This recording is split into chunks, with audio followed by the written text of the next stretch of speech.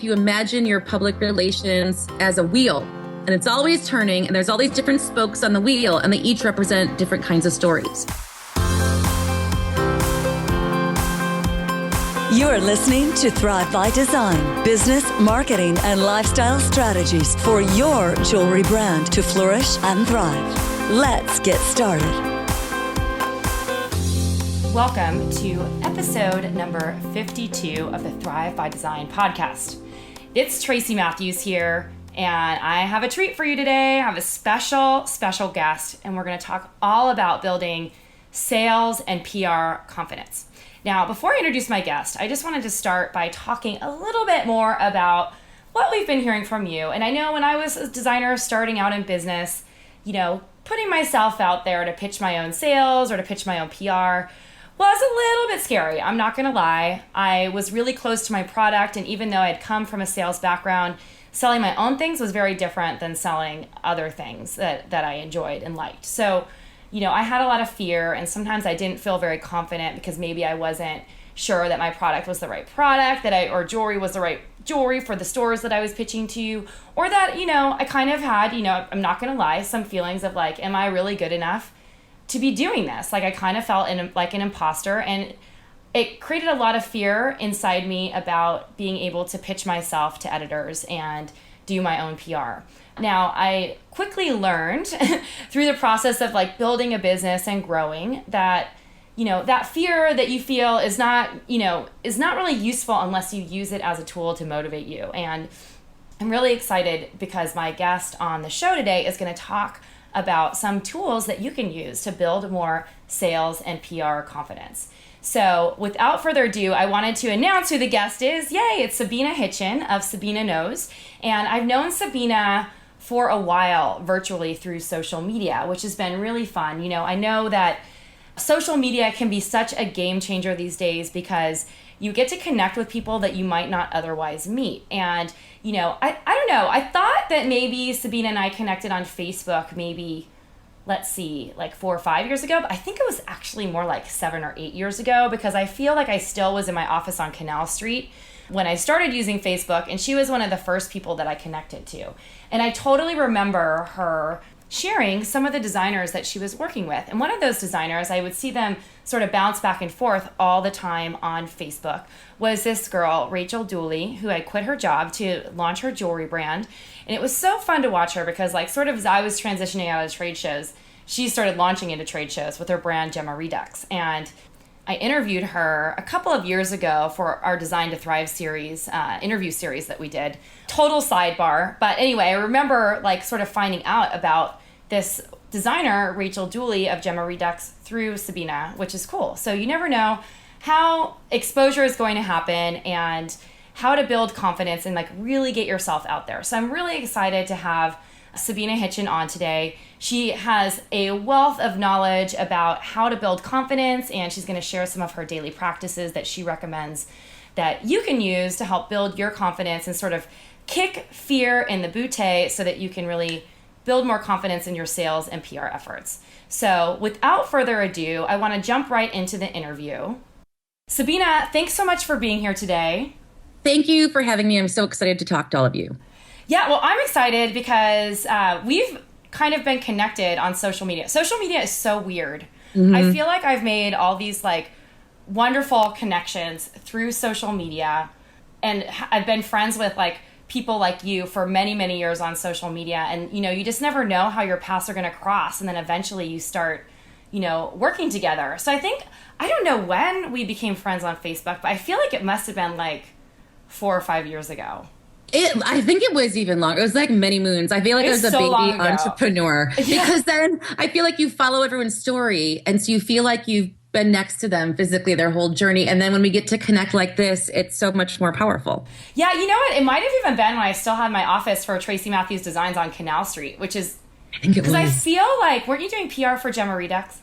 Well, she was We were helping her out. Yeah. She was a member of a community I ran. And that was a long time ago because I had an office in Chelsea back then, which I don't anymore either. So it was a really long time ago. Yeah. A really exciting time when we were all getting our starts. It was really exciting. Yeah, super fun. Okay, so I'm going to do a formal introduction of you. So for the people who are just finding out about you, know a little bit more about your background. And then I want to dive into some of these sales and PR confidence techniques that you have for us. So let's get started. Does that sound good? Sounds good. All right. Sabina Hitchen is the founder of SabinaKnows.com, which is packed with fluff-free content and classes created to help business owners get publicity effectively, efficiently, and confidently. A former Midwestern high school teacher and a curriculum designer, she turned a desire for a big Apple chapter in her life into a career in public relations in New York City that saw her start an agency which specialized in small business owners and experts, including jewelry brands of all sizes and styles. Since 2008, she's channeled her teaching skills into educating and empowering entrepreneurs online, providing them with tools, training, courses, and free PR classes and education that they need to share their businesses with the press and the world. Sabina's clients and students are regulars in the press, appearing everywhere from the O-List to the Today Show, People's Style Watch to InStyle Magazine, Refinery 29 to Vogue Inc. to Entrepreneur Magazine. Find Sabina and her PR support at SabinaKnows.com and at Sabina Knows across social media. Sabina, I'm so excited to have you here. And before, we were doing like a little chat before the call, and I know you as a different Sabina Potassin, and you got married. And I was always so confused about how to say your last name, so you cleared it up for me. Thank you so much. But now it's so much easier because now you go by Sabina Hitchen, easy name to say. Super simple. Super simple. Or just Sabina, they'll be like, oh yeah, we know Sabina. All right, so I could share my experience about what I know about you, but I would love to hear in your own words a little bit more about your story and your journey. Sure. I love to tell it. I love it also because I feel like most entrepreneurs listening have been in a space when they're like, this isn't what I studied in school, or am I experienced enough to do what I'm doing? And I like to share my journey because there's twists and turns, but you always end up where you're supposed to be. Exactly. So I'm from the Midwest. Like you say, I live on the East Coast now, but I was raised in Michigan and went to school in Michigan. I studied history and political science, thinking I would be a lawyer because that sounded really good for my parents. So I said that. And then after I left college, I was like, there's no way I want to be a lawyer. What can I do? So basically, accidentally, I became a teacher. I read a book about equity in education. I thought I should give back a year and teach. I said, send me where you need teachers. So they sent me to Chicago. And I started teaching there with very little experience, but I immediately realized that I really loved teaching. It was not just empowering other people, but it was empowering for myself. I had a blast and I thought, this is what I'm meant to do. So I went from that school, I went on to work for the Bill and Melinda Gates Foundation, and I designed education curriculum there. I taught in their charter schools. Again, I'm like loving teaching, getting really good at it. But I started to realize that I wasn't meant to spend all day with high schoolers. That was not my jam. So I did what a lot of people do when they're like, what do I do next? And I decided to move to New York. Like you said, I literally emailed That's always my the solution, right? Moving to New York. It was like New York or LA, but I was sort of closest to New York, and that seemed the least scary. And I had some friends here, and I literally emailed my parents on the plane, like, oh, I'm moving to New York, because I was so scared about their reaction. They were okay with it eventually. But I moved to New York, wasn't sure what to do. And by, again, like another great stroke of luck, a friend said, you're pretty high energy. You like to write. You love people. I've heard there's an opening, a friend of a friend, in the publicity department at Escada, which was a big deal. Of course, at the time, I was like fresh off the teaching boat in Michigan, and I had to Google what is publicity and public relations, what is Escada, and all these things. And it was so sad. All my friends looked at me like, oh my gosh, just wear a little bit more black to the interview than all the pink you're wearing. And long story short, it worked out, got a job there. And that was sort of my second professional realization. I said, I love public relations. I get it. I got it fast and furious, and I really, really loved it. Went on to work at an agency so I could learn how to deal with multiple clients. And then about a year and a half after I landed in New York, I started my own PR agency, which I was running for over a decade in New York City, and it was amazing. So both my careers well, my teaching career led to my PR career, and that led to where I am now. That's so cool. Teaching entrepreneurs. It's like I always say to people, both my careers had a baby, like they fell in love, they had a baby, and I realized I could both teach and focus on publicity at the same time. And so that's what I do now. That's so fun. So when you have your PR company, what kind of clients were you working with mostly? You know, it was when I was at a bigger agency learning how to have multiple clients, they always gave me sort of the clients that nobody necessarily wanted, which were the small, because they were celebrity and cool brands. So they gave me the entrepreneurs and the small biz experts that were just starting out. They were much more difficult to get press for. But I fell in love with those people. I thought this is really where the excitement is. And I'd never been around so many passionate female entrepreneurs. It was amazing. So when I did my agency, we specialized in small biz owners and entrepreneurs with a heavy focus on jewelry designers, accessories, because we sort of started that way. And when you get a reputation with working people, with people, that's what you do. And we also focused a lot on experts. And for people listening who might say, well, I'm a jewelry designer, I'm not an expert. The more you get to know me, the more you'll realize that it's so important as a designer and as a brand that you show more than one side of you and your business. So just as you want to show your products, you want to share yourself as an expert and an entrepreneur. So we focused on both sides of the brands that we worked with. Well, I feel another podcast coming on pretty soon. Oh, for sure. I'm a huge believer in that, because you can't just be shoving your products out there like a factory all day. People want to know the face. And I know we'll talk about that later. But when we worked with these accessories, designers, and small biz owners of all kinds, they became known in the press, not just for their products, but also for who they were and their brand and their expertise. I love that. Oh my gosh. We're doing another one, girl. 100%. All right, cool. So, this podcast, like the theme of the podcast is really about building confidence. And I feel like building confidence affects sales and PRs. And so even though you have more of a PR background rather than a sales background, I feel like marketing and sales are so closely connected. So I wanted to ask you that you've seen it. There's so much talent out there, right? You could throw a rock and hit a talented jewelry designer who has a beautiful collection of jewelry. What do you think sets equally talented designers apart, first and foremost? And then more specifically, what is it that gets them noticed by potential buyers or exposure in the media? I'm so glad you asked that, because I think it's important that people hear that.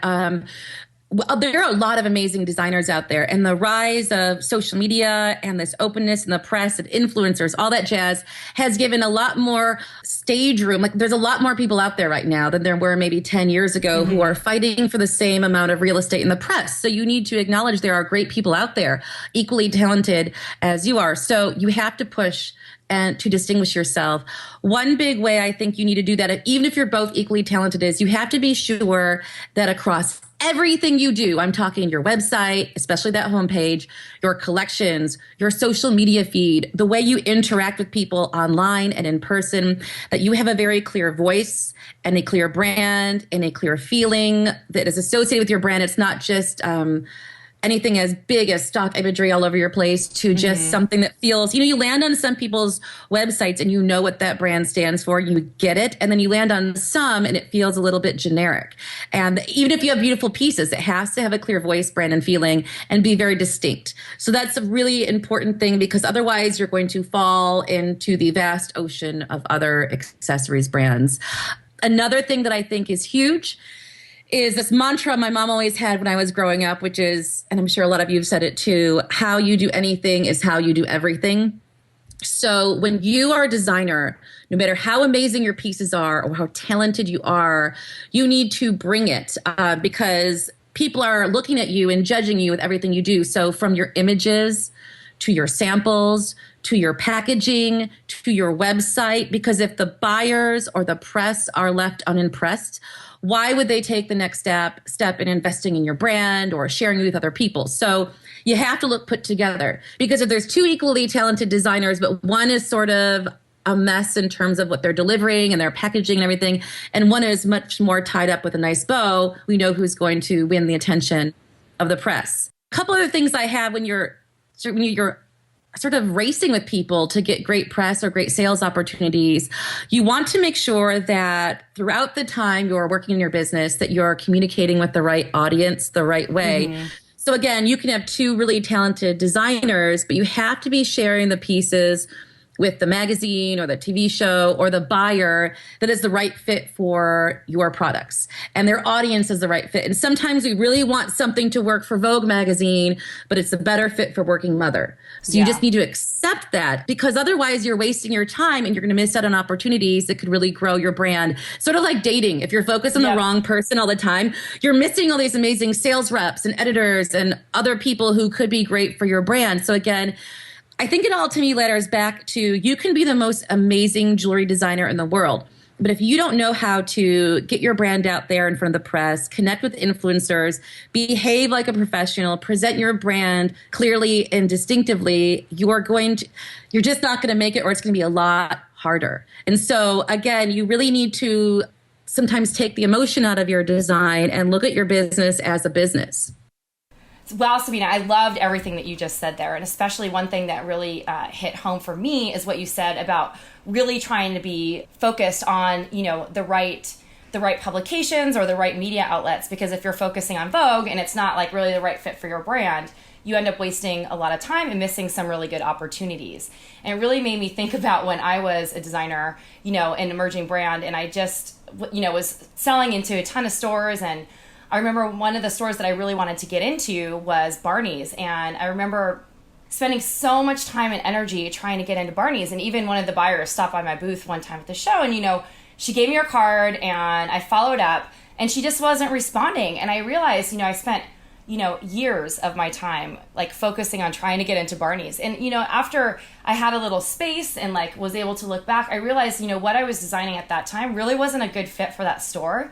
And even if they were to have bought it, probably wouldn't have sold because it wasn't the right audience. Mm-hmm. You know what I mean? mean? And that's so key what you're saying. Like when we talk publicity or sales, you need to not take it as personally, because the audience in these situations is king or queen, as I'd like to say. So that's the people that the editors are thinking for, and the bloggers and the influencers and the sales and the buyers. All these people are thinking of their audience. So their audience and their outlet and their store isn't going to change the customer just for your business or change the way they market things. So you need to know when it's time. I mean, I'm all about persistence, but you also need to have a heart-to-heart with yourself, because again, you are competing with other designers. So go to where you belong and fight like heck to get in there, but really be honest with yourself about where you belong. I mean, just do some research, pretty quickly, is this the kind of place that my jewelry is appearing, or is it completely somewhere different?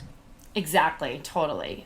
I'm like right on board with you. It will save so much time, and you'll start to know when you start getting publicity, like what works and what doesn't work because of the type of traffic and exposure that you get from it, in my opinion, personally. Exactly. Because if you're not meant for Vogue, and then, oh my gosh, you work for months to get a Vogue.com, but their audience isn't into you, then that was a lot of wasted time. Like PR is only great for the logos for so long, because what you really need as a business owner is sales and leveraging those opportunities. Exactly. So I wanted to shift the focus slightly here, because I know that, we hear this a lot, that storytelling and sharing your story is one of the most important things about really building a jewelry brand. And you briefly kind of mentioned that a little bit, that angle earlier about becoming an expert for your brand. But I feel like, storytelling more than anything, the story behind a brand is so important these days. And the messaging around that is almost more important than even your jewelry. So it's not just enough anymore, as we were talking about earlier, just to have awesome jewelry to get exposure. So from your perspective, why do you think there's been this shift towards storytelling, and why do you think that sharing your message is so important to getting more PR exposure? And also, the same runs true for sales. I think you're 100% right.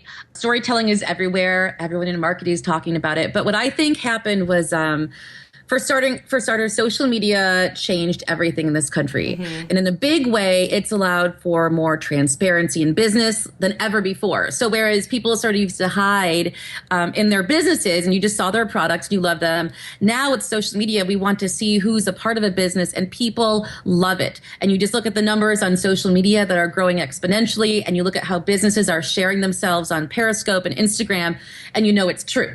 And the other thing that I think happened, which all of your listeners listeners should really be taking advantage of is there has been this rise of the entrepreneur and the rise of the girl boss or the guy boss as a celebrity and an aspirational figure. Like, I don't know about you, but when people hear I'm an entrepreneur, it's like I tell them, I'm an Olympian sometimes. Like, that's so cool. I wish I could do that. Even though we all know how hard it is on the back end, there's something about being an entrepreneur these days. So you got the transparency, the rise of the entrepreneur that people are curious about and excited about, and they want to root for you.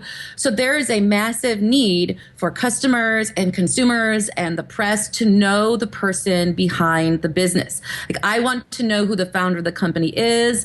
I want to know why they do it and what they do and what their belief is about their accessories line, the story behind the story. As a customer, I want to feel connected to the places where I'm spending my money and my time. And so I do that by really knowing what their personal story is, knowing what they look like. Can I tell you, Tracy, I have been to people's About Us pages and they don't have a photo. I know. It's crazy. And I'm like, are you a real person or are you a robot? And you can't do that. I mean, I want to follow their social media posts. I want to read their blog, and I want those posts and that blog to not always be just product. Even if it's, Tracy's pics of her favorite products, I want to know and feel connected, because when I connect, I stay in that community and I engage and I tell my friends about it and I buy from that community. So to me, long story short, yes, there's a huge need for transparency, and that's a given.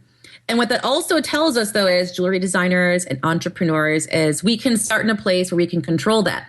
So you can do things like make sure your posts on your blog and your social feed, like I said before, aren't just a product photo posting factory. Instead, I see some pictures behind the scenes or some information about the people behind the brand. If you are hesitant to share the founder's story, some people might just not be in that space for multiple reasons. Maybe there's not a specific founder. I just wanted to point out to them that there are some brands doing really well in retail that are able to do that without sharing their founder's story, but they still create a really powerful community around their brand. One brand I discovered through their marketing gal at a Christmas party is the brand Eloquii. I think I'm saying that right. Eloquii. Fast Company just did a write-up on them. And they are a plus-size gals fashion brand. You don't know the founder, but you feel like you are a part of their community. So for people not sure if they want to tell their own founder story yet, that'd be a brand to look at for inspiration. But another big way that you as a business owner can really share your brand story is to do something I like to call 360-degree PR. And that's sort of like if you imagine your public relations as a wheel. And it's always turning, and there's all these different spokes on the wheel, and they each represent different kinds of stories.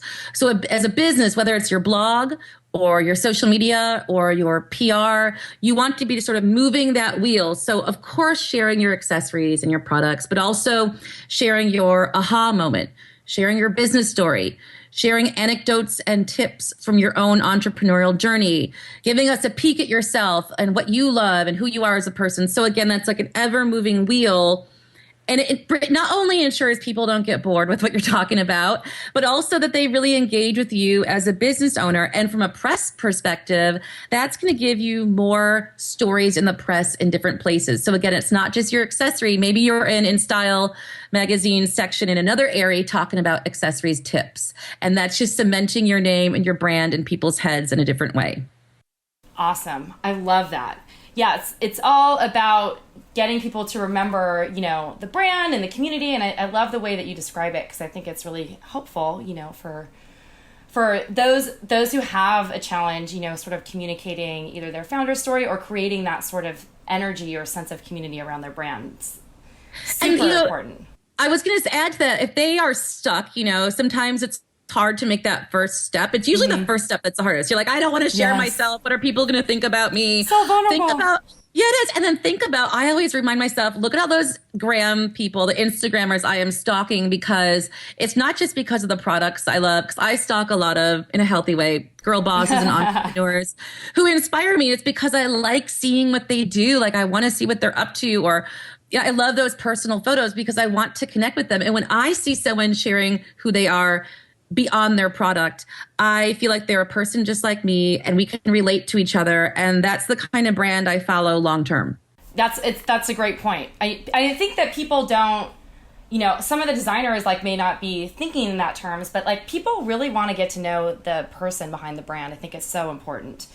I mean, look at Oprah. Everyone's obsessed with Oprah because we've been there. She lost 50 pounds. What happened to Stedman? Like everything in Oprah has always been an open book. And we like, look at what happened. America is on board with that open book. So people want that. Look to people you follow and get inspired by them. And then, baby steps to sharing. You don't have to like give them all your intel, but just baby steps. Yeah, little steps, one at a time. So you kind of touched on this point or topic of vulnerability. And I know from my own personal experience, especially when I was starting out, I have, I'm not as reserved maybe as I was when I first started selling my own work. But like, it's jewelry's so personal, right? Like we've designed these collections. We might not be at a point in our business when we're starting out or even a few years in, or maybe we've made the choice to do our sales in-house.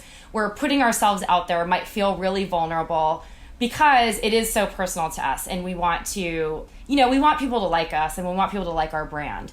So that fear of rejection or the fear of the no kind of starts to take over, and people start, I know from personal experience when I was first starting out that, it took me about 6 months to start asking for orders from stores, because that's the way we sold back then. It was only wholesale. And every day I would come home, my husband at the time would be like, how are the sales going? I'd be like, oh, I'm still finishing my collection. I always had an excuse about like what was going on. So, I get it. Like that lack of confidence, definitely like overcame me for a while. And, having confidence and like, being okay with that like rejection piece is a huge part of, building a PR strategy and a PR presence, and also building sales in your business. Can you talk a little bit more about how designers can, develop more confidence for themselves to put themselves out there without like, maybe it's baby steps. I don't know. I'm sure you have some like really good tips. 100%. I love talk about courage and confidence and discomfort zones. I could do it all day long because, first of all, like you, I'm a person who had to, especially in the beginning, fight fear regularly until the overcoming of it sort of became a healthy obsession, like educating myself, because I knew that without being able to act, I wouldn't be able to do what I want to do with my life. And I want to remind everybody that there's nothing unique to being afraid, and not to put you down, but just to say, don't worry, we all get it, because we're all there. And most success stories, no one's gonna be like, oh, that was so easy. And I feel like once you tune yourself into it, you start hearing it. Like my guilty pleasure is Dancing with the Stars. I love watching people compete, and I love competition and dancing. It's all in one space. But what I also love is how everyone admits to being really scared before they go out there. So it's just a nice, healthy reminder that we're all afraid to do things that are new and different. So that sort of led me, when I was training myself to act despite a fear, is to keep reminding myself that you don't have to be fearless for this to happen. I think we need to accept that holding ourselves to this, I have to be fearless and much more brave before I do anything, is going to hold you back forever. Because if we're okay with understanding that we're going to be scared at the start, and that's okay, and we can sort of feel that fear and go with it anyways, it's going to give ourselves a little bit more relaxation right away. Because sometimes we're like, oh my gosh, look what I'm feeling like. I guess I'm not ready, or I can't do it now. And then the fear keeps feeding on itself and making it worse and worse. Whereas taking action usually takes the anxiety out of our head. But to do that, I sort of, after I give myself permission to be cool with being afraid, and reminding myself that a lot of successful people are the first time they do something, I also remind myself of things like, scientifically, fear is going to only last a few seconds, and that I'm going to be rocking it out and doing my thing. I like to remind myself that my fear is sometimes also excitement. It's just excitement that's being contained inside of me. And I'm like, let it get out. Because once I start acting and doing something, I'm like, okay, I feel so much better. And another big thing I do, and this is actually the first time I've talked about this ever, but I have a journal on my computer that I call my Discomfort Zone journal. And I've been using it for years. And I write down moments when I'm really afraid to do something or super anxious about it, and I'm just like avoiding it. So I know I can't avoid it any longer. So I write down exactly what I need to do and how I'm feeling. And then I do it. Then I take the action that I'm afraid of doing, and I experience it. And it's always much better than I actually thought it was. And the high of accomplishing something you're afraid of is so powerful. Like the empowerment you feel is pulsing through you. And then I write about it in that same journal afterwards, because if you start doing that, you can go back to that journal and be like, okay, I was totally afraid to call that buyer and look what happened. I got a great deal. Or I was so afraid to email that blogger. And even though they weren't ready for me right now, they wrote back and they were really nice. And that was such a cool experience. So that's a big thing I do to keep myself moving forward, remind myself that I can do things. And a couple of other pieces of advice I wanted to give your listeners, because I'm a big, have to get myself psyched up to do things sometimes. I have a cheerleading squad, as I call them, that I always go to: my sister, my mom, my best friend, and my husband. Only one of them is an entrepreneur, but that's okay, because they're the people who remind me of the stuff that matters. Like, you're awesome. You can do this. So if I have to do something super daunting, whether it's, do a TV segment or do a big speech, I will text them or call them right before, and they pump me up and fill me with so much great energy. And so whoever your cheerleading squad is, whatever you have to do to get pumped up, I urge people to invite those activities into every part of their day, because we think we have no time. But if you don't get the inner work working, flex your discomfort zone muscles, remind yourself about how important it is to share your business with the world. If you can't feel powerful on the inside, the outer work, which is your sales or your PR or your marketing, is going to stumble. And it's not going to be focused, and your intention won't be clear. So I'm a big believer of working on things that help my insides feel good before I take action. I love that. I'm going to get a cheerleading squad. It's so great. And they know, trust Tracy, they know now. I'm like, okay, guys, I need it. And they lay it with emojis, and every person has their own style, and I know who I need to go to. Mom's the great tough love. One of my girlfriends is hilarious, and I turn to them to pump up. And one more thing you should do if you're ever going into a moment when you're like, oh my gosh, can I do this? Analysis paralysis. I think of two of my favorite singers, which are Barbra Streisand and Beyonce, my two Bs. And they are hugely amazing performers and singers, but what not everyone realizes is they're both hugely afraid and intimidated by performing. And so, Barbara barely ever performs because she's got terrible stage fright. And Beyonce takes on her persona, which is Sasha Fierce, when she gets on stage, because they have to sort of step into this thing that isn't themselves. So for years, I've called this version of myself my power self. And when I am feeling sort of weaker than usual or nervous, and I know I need to bring it, I sort of shut my eyes and I say, it's time to be power Sabina. And I sort of transform into a gal who is owning it, which in truth we all know is a person who's already inside us, who we're meant to be. But I go, if you sort of trick yourself into being like, okay, girls, it's time to be power Tracy or power Amy, it can really change how you deliver.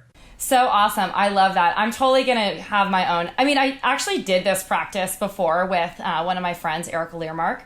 I know Erica. Erica's awesome. Yeah. She's amazing. But one of her strategies in her former Daily Whip program, she now has a program called Mark Mastery, which she uses some of these tools, is what is it that you need today?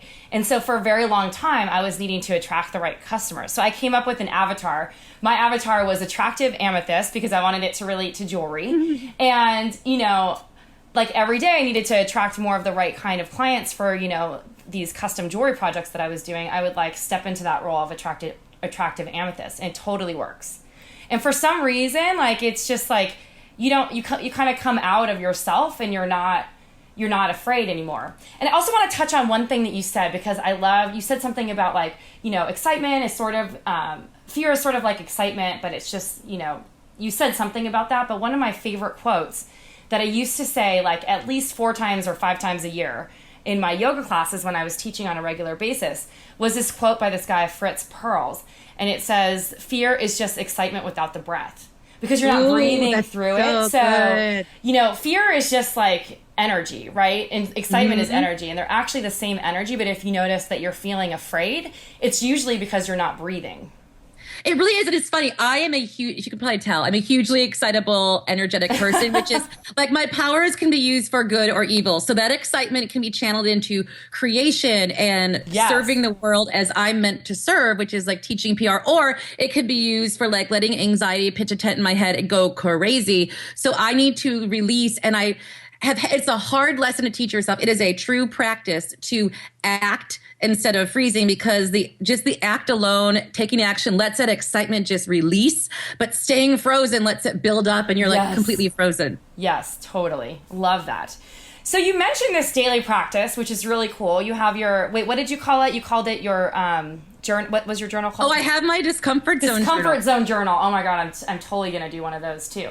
Do you have any other daily practices that you would recommend for people who are like trying to build more confidence on a regular basis that they should be doing, or anything else that you'd like to add? Now that we've talked about sort of inner work things like our journal, I'm a huge meditator, but again, each his or her own. Not everyone gets as woo-woo as I do. But a big thing I believe is one way to allay fear and to become more confident is to be as prepared and educated as possible. Because once you know what you're doing, you might not be the best. Like, I was training for a 5K. Once I finish the training, I'm not going to win that race, but at least I know I can finish it and I can do it. And then it takes away that fear. So for people listening who want to, let's say, get themselves out there as a designer, I like to remind them that they just need to sort of practice what it takes to do that. So 2 things I would say, start doing this now and you're going to feel a lot less afraid, would be number 1, because all success in sales or publicity and business is really born from relationships. Mm-hmm. So one thing I would say is I would love you to start connecting with your media or sales targets genuinely, authentically, strategically on social media. So that means replying to them or retweeting or taking part in a conversation. This doesn't mean spamming them with your pitches and your ideas every 5 seconds, but when you start interacting with the people who you are currently sort of afraid or intimidated by, then it starts to squelch that fear, because all of a sudden they recognize your name. You probably recognize them. You might see their kids' photos. It sort of becomes this like the press. They're just like us from a celebrity mag, or like the salespeople. They're just like us. So a big way that I squelch the fear I have on taking publicity action or sales action is getting out there, connecting with them. And then an extra bonus is, and they're going to start seeing who you are, and that's going to be how you build a relationship in possible publicity or sales. And another thing I would suggest to designers who want to get through fear and grow their business is, I talked about relationships being huge. So you dive into social media to do that and really practice that, grow those relationships in a safe zone, because social media feels really safe. Mm-hmm. The second thing you want to start practicing is learning how to communicate about your brand and your message and your value, and do that without fear. Because if we don't sound confident in our brand story, then how can someone else be confident in it? But that's hard to do in the beginning. You sort of feel like imposter syndrome, or like, what do I know? Like, you get those things. So what I taught myself to do, and I teach my students and my clients, is, start practicing sharing that story in places you can control. So on social media, on your blog, and practice that. And when you do that, you'll also be able to see what people engage in and what people really get into. And that's going to boost your confidence to do more of that. So those are 2 sort of safe zones where you can practice these strategies. You have total control over them, and it's going to make you more and more confident as a person who's playing like the PR sales game with people. Awesome. I love all of those things. I think that like practicing and like just stepping into the role, like sort of acting as if, I used to say this to I keep bringing this back to yoga. I don't know why. I tell the jewelry designers this too. When I would be teaching like an advanced arm balance or something, people would be like, I remember being a young student like 20 years ago too, thinking like, there's no way in hell I'm ever going to be able to stand on my hands and do a handstand or do, crow pose or to do like a side crow or some of these like more advanced like, things where you're just like literally balancing on your hands. And, step by step, little by little, so you keep practicing and you get stronger and better. And then all of a sudden it happens and you do it. And I used to say to my students, when they would be like rolling their eyes at me, like there's no way in hell I'm ever going to be able to do that. I would be like, fake it till you make it, because like that's really the key to success. But like putting yourself out there like you've already achieved whatever it is that you want to achieve, like you whatever have to, it is. Yeah. And I just want to add to that. I love how you said that about I don't even know what a crow's pose is, but it sounds very hard. Like yoga terrifies me. But I'll tell you, when I had to train for this 5K, I couldn't run around the block really. Like I love doing other things, Pilates, a stair climber, but running was not my thing. And the beauty of it was I did this app called Couch to 5K. So like every day they added on. So I went from being a gal who was like, I'm not running around the block to being able to run a 5K straight. And so just like you, like it just takes practice. But if you start now, in 3 months or 6 months from now, it's going to be amazing. Absolutely. Oh my gosh, this was awesome, Sabina. I can't wait for our next podcast, which we'll have to schedule soon. I'd love to. I would love to. Well, thanks for being here today. So we mentioned it a little bit at the beginning of the show, but tell everyone where they can find you. Okay. And first, I just wanted to tell them, just all of you listening, because I know you're hearing Tracy and I talk and you're thinking, can I do it? I want them to know that no matter where they are located and how much experience they have, they can do it if they practice and they put themselves out there. And I was also thinking of all your jewelry designer guys and gals today, because there I was getting ready today, putting my favorite pair of earrings of the week in. And I thought, thank goodness this woman created this product and put it out there so that I could find it, because I love these earrings. They have my dog's face on them, by the way. Cute. And she made them custom, but I thought it's so important for them to put themselves out there. So I wanted to sort of throw that out to them, but also where they can find me, the best places are via sabinaknows.com and at Sabina Knows everywhere on social media. And I also would encourage them to sign up for my newsletter, which you can do on my website, because it will alert you to when I'm laying down some free PR and motivational goodness. I do 2 classes a month with free PR classes, so they can hang out with me and learn and get empowered, and I'll see them online. I can't wait to have you teaching more PR to our people too. Awesome. I'd love to. Thank you. Thanks, honey. Thank you so much. Thanks for being here today. Bye-bye. Thank you so much for listening today. Wasn't that a great interview with Sabina? I love that girl, and I'm very excited to be doing many more podcasts with her, hopefully down the road, which is super exciting. Anyway, Robin and I are always trying to bring you the best content, interview some of the best experts. So, this is really a passion project for us. I love this podcast, and I hope you do too. So if you're enjoying what you're hearing on the podcast, we would love for you to share it with your friends. So if you have other friends that are jewelry designers or makers, or even other creatives and makers who are maybe out of the jewelry space, because I feel like a lot of the topics that we talk about can be really useful for them as well. So if you're inspired, we would love for you to share this with your friends, share it on social media, share it in any of the Facebook groups that you're a part of that you think people would, really enjoy this content. And we'd also love to hear from you in iTunes. So if you're over on iTunes right now, make sure that you subscribe to the podcast. You can go check it out over at flourishthriveacademy.com/iTunes. You can subscribe to the podcast. Make sure that you give us a rating and review it so that we know how we're doing. And we're super excited to keep bringing you great content every week.